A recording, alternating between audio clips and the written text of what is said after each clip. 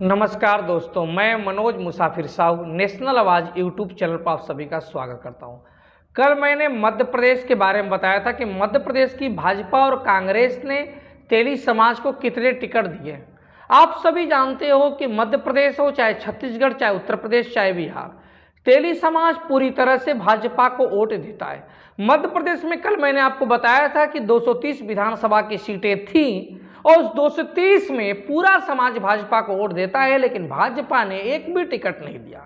मात्र एक टिकट ऐसी जगह से दिया था जहां पे हार निश्चित है, जबकि कांग्रेस ने, जिसको वोट नहीं मिलता, उसने 2 टिकट दिए थे। अब आप समझिए, आज मैं छत्तीसगढ़ की बात करने वाला हूं दोस्तों। छत्तीसगढ़ में अगर बात करें तो हमारी आबादी, तेली समाज की आबादी लगभग 35 लाख के आसपास है। मतलब हम पूरी छत्तीसगढ़ की आबादी की अगर बात करें तो 22% हम अकेले हैं। 22% की आबादी वाले, सबसे ज़्यादा हमारी आबादी है। 22 से ज़्यादा है, 22 तो न्यूज चैनल वाले दिखाते हैं, हमारी आबादी वास्तव में 25% से भी ज़्यादा है। अब आप समझिए कि 1/4 हमारी आबादी है, लेकिन उस आबादी के अनुपात में ना हमारे पास शासन की व्यवस्था है, ना हमारे पास प्रशासन की व्यवस्था है। हमारे पास उस अनुपात में ना तो विधायक है, ना तो सांसद है, ना तो प्रशासनिक अधिकारी है। अब मैं अगर बात करूं आपको सीटों की, तो छत्तीसगढ़ में टोटल 90 विधानसभा की सीटें हैं। 2023 में 7 नवंबर और 17 नवंबर को वहां पे चुनाव होने हैं। चुनाव होने के बाद मुख्यमंत्री बन जाएगा, और मुख्यमंत्री जानते हैं इस लोकतंत्र में राजा होता है किसी भी राज्य का। अब वास्तव में इतनी आबादी होने के बाद जिस प्रदेश में किसी जाति की आबादी 25% हो, बिहार में यादव की आबादी मात्र 14% है, और वहां पे यादव मुख्यमंत्री बन जाता है। मात्र उत्तर प्रदेश में आबादी 17% है, वहां यादव मुख्यमंत्री बन जाता है। लेकिन छत्तीसगढ़ में समाज की आबादी 25% है, लेकिन वहां पे समाज का व्यक्ति मुख्यमंत्री नहीं बन पाता। हमारे और आपकी कमी की वजह से, हमारे और आपके अधिकारों के ना जानने की वजह से, हमारे और आपके जागरूकता की कमी की वजह से। दोस्तों, विधानसभा का चुनाव है। विधानसभा का चुनाव छत्तीसगढ़ में भी यही स्थिति है। 80% समाज के लोग भाजपा को वोट देते हैं, मात्र 20% ही समाज के लोग कांग्रेस को वोट देते हैं। लेकिन भाजपा बदले में आपको देती क्या है? भाजपा पूरे 85 विधानसभा सीटों के सीट डिक्लेयर कर दिया। 90 में से 85 डिक्लेयर कर दिया, घोषित कर दिया। 5 उसे और घोषित कर रहे हैं। अभी तक भाजपा ने सिर्फ 10 टिकट साहू समाज को दिए हैं। सिर्फ 10 टिकट दिया है साहू समाज को। नियम के मुताबिक अगर हम 22% की ही बात करें तो हमें 25 सीटें 90 में से चाहिए था। हमें 25 सीटें चाहिए थी भारतीय जनता पार्टी से, लेकिन 25 के बदले दिया किसने? मात्र 10 सीटें दिया। कांग्रेस से भी हम वही उम्मीद रखते हैं। कांग्रेस से हमारे ताम्रध्वज साहू जी हैं, गृह मंत्री भी रहे हैं। शायद उनका भी दबाव काम नहीं आया होगा, या उन्होंने दबाव नहीं लगाया होगा, जिसके परिणाम स्वरूप कांग्रेस ने मात्र 7 टिकट हमें दिए हैं, सिर्फ 7। भाजपा ने 10, कांग्रेस ने 7, 3 का अंतर है दोनों में। भाजपा को पूरा 25 का 25 देना चाहिए। हमारी हिस्सेदारी 25 टिकट की होती है, लेकिन नहीं दिया। हमारा पूरा वोट भाजपा को जाता है, लेकिन नहीं दिया। कांग्रेस को तो नहीं भी जाता, फिर भी 7 दिया है। अगर प्रयास करते तो कांग्रेस में और बढ़ सकती थी। बहुजन समाज पार्टी ने भी 2 टिकट दिए हैं। बहन मायावती जी की पार्टी ने भी 2 टिकट छत्तीसगढ़ में साहू समाज के लोगों को दिया। लेकिन विडंबना इस बात की है कि 10 कैंडिडेट भाजपा के टिकट पर चुनाव लड़ेंगे साहू समाज के छत्तीसगढ़ में, 7 लड़ेंगे कांग्रेस के टिकट पे, और 2 लड़ेंगे बहुजन समाज पार्टी हाथी के टिकट पे। लेकिन इन टोटल 10 और 17, 2, 19 में से आप जानते हैं 4 सीटें ऐसी हैं जहां पे आमने सामने साहू ही होंगे। मतलब भाजपा और कांग्रेस ने 3 ऐसी सीटें दी हैं टिकट, जहां पे 3 सीटों पे कांग्रेस से भी साहू समाज का व्यक्ति चुनाव लड़ रहा है, और भाजपा से भी साहू समाज का व्यक्ति चुनाव लड़ रहा है। एक सीट ऐसा है जहां पर बहुजन समाज पार्टी से लड़ाई है। अब आप समझिए बात को कि हमारे पास हमारे कैंडिडेट आपस में आमने सामने अलग अलग पार्टियों से होंगे, तो जो विधानसभा के अंदर साहू समाज जाएगा वो तो कम ही हो जाएगा। अब 10 मैं विधानसभा सीटों की बात कर रहा हूं जो भाजपा ने दिया है। किसको दिया है, कहां कहां से दिया, वो सूची मैं आपको बता देता हूं। छत्तीसगढ़ में जो भाजपा ने टिकट दिया है, सबसे पहले अरुण साहू जी को दिया है। लोरमी से अरूण साहू जी को दिया है टिकट। और लोरमी से अरूण साहू जी के सामने कांग्रेस ने भी तेली समाज के बेटे को चुनाव लड़ा रही है, थानेश्वर साहू जी को।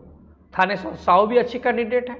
अब लोरमी से भाजपा और कांग्रेस दोनों ने सेम जाति के तेली समाज के बेटे को लड़ा दिया। लोरमी से अरूण साहू भाजपा से लड़ रहे हैं, उसी लोरमी से थानेश्वर साहू कांग्रेस से लड़ेंगे। तो स्वाभाविक बात है, जीतेगा तो एक ही, मतलब इन दोनों समाज में से, दोनों बेटों में से एक बेटा ही विधानसभा पहुंचेगा, चाहे अरूण साहू जी पहुंचे चाहे थानेश्वर साहू जी पहुंचे। अब आगे की बात समझिए। एक सीट अरूण साहू का हो गया भाजपा से, लोरमी से। दूसरी सीट भाजपा ने दिया है महेश साहू को खरसिया से महेश साहू। तीसरी सीट मोतीलाल साहू को दिया है रायपुर ग्रामीण से, मोतीलाल साहू रायपुर ग्रामीण से। चौथी सीट दिया है खिलावन साहू शक्ति से, खिलावन साहू जी को भाजपा ने दिया है शक्ति से। पांचवी सीट रंजना दीपेंद्र साहू को धमतरी से दिया है, धमतरी से दिया है रंजना दीपेंद्र साहू, भाजपा से टिकट पे चुनाव लड़ेंगे। और इसी धमतरी से अगर बात करें तो चुनाव घनाराम साहू जी भी लड़ेंगे। घनाराम साहू ये बसपा के टिकट पे चुनाव लड़ेंगे। घनाराम साहू अच्छे व्यक्ति हैं, बहुत एक्टिव रहते हैं, पढ़े लिखे हैं, नॉलेज है इनके पास भी, अच्छी खासी नॉलेज है। तो ये दो बेटे आपस में, एक बसपा एक भाजपा के टिकट पे आमने सामने चुनाव लड़ जाएंगे। जीतेगा तो ये कहीं। अब उसके अलावा अगर हम बात करें तो वीरेंद्र कुमार साहू गुंडरदेही बालोद से भाजपा के टिकट पे चुनाव लड़ेंगे। वीरेंद्र कुमार साहू गुंडरदेही बालोद से। इंद्र कुमार साहू अभनपुर से चुनाव लड़ेंगे भाजपा के टिकट पे। इंद्र कुमार साहू अभनपुर से। इसी अभनपुर से कांग्रेस ने भी टिकट दिया है धनेंद्र साहू जी को। तो या तो अभनपुर से इंद्र कुमार साहू जीतेंगे भाजपा से, या तो कांग्रेस से धनेंद्र साहू जीतेंगे, दोनों में से एक ही जीतेगा। बसपा ने भी अभनपुर से टिकट दिया है ममता रानी साहू को। बताइए, बसपा भाजपा कांग्रेस तीनों अभनपुर से तेली बिरादरी के बेटे लड़ेंगे। जीते गए, नाम हुआ कि 3 टिकट मिला, लेकिन जीत जाएगा तो विधानसभा में एक ही। ठीक उसी प्रकार से अगर हम बात करें तो गीता घासी साहू खुज्जी से चुनाव लड़ेंगी भाजपा के टिकट पे। गीता घासी साहू खुज्जी से भाजपा के टिकट पे लड़ेंगे। और कांग्रेस से इसी खुज्जी सीट से अगर मैं बात करूं तो इसी खुज्जी सीट से भोलाराम साहू चुनाव लड़ेंगे। भोलाराम साहू इसी खुज्जी से चुनाव लड़ेंगे कांग्रेस के टिकट पे। अगर आगे की बात किया जाए तो रोहित साहू टिकट लड़ेंगे भाजपा के टिकट पर राजीव से। तो भाजपा ने टोटल 10 टिकट दिए हैं। एक अरूण साहू लोरमी से, महेश साहू खरसिया से, मोतीलाल साहू रायपुर ग्रामीण से, खिलावन साहू शक्ति से, रंजना दीपेंद्र साहू धमतरी से, वीरेंद्र कुमार साहू गुंडरदेही बालोद से, इंद्र कुमार साहू अभनपुर से, रोहित साहू राजीव से, गीता घासी साहू खुज्जी से। 7 टिकट कांग्रेस ने दिए हैं।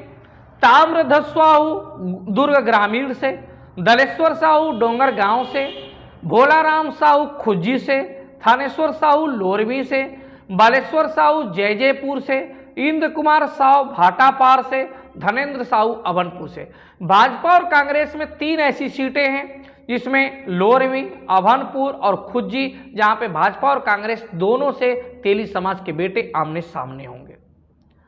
एक चौथी सीट है धमतरी की, जहां पे भाजपा और बसपा के कैंडिडेट आमने सामने होंगे धमतरी से। 7 टिकट कांग्रेस ने दिए, बहुजन समाज पार्टी ने 2 टिकट दिया, ममता रानी साहू को अभनपुर से, घनाराम साहू को धमतरी से, और 10 टिकट भाजपा ने दिए। इतने ही टिकट हैं। उम्मीद फिर से कह रहा हूं 25 टिकट की प्रत्येक पार्टियों से थी, लेकिन नहीं दिया गया। अब 10 भाजपा ने, 7 कांग्रेस ने दिया, तो 3 ऐसा दे दिया जहां दोनों प्रत्याशी लड़ रहे हैं आमने सामने। तो उन 3 में से 3 ही तो, एक ही तो जाएगा बेटा विधानसभा के अंदर। यह स्थिति है छत्तीसगढ़ की।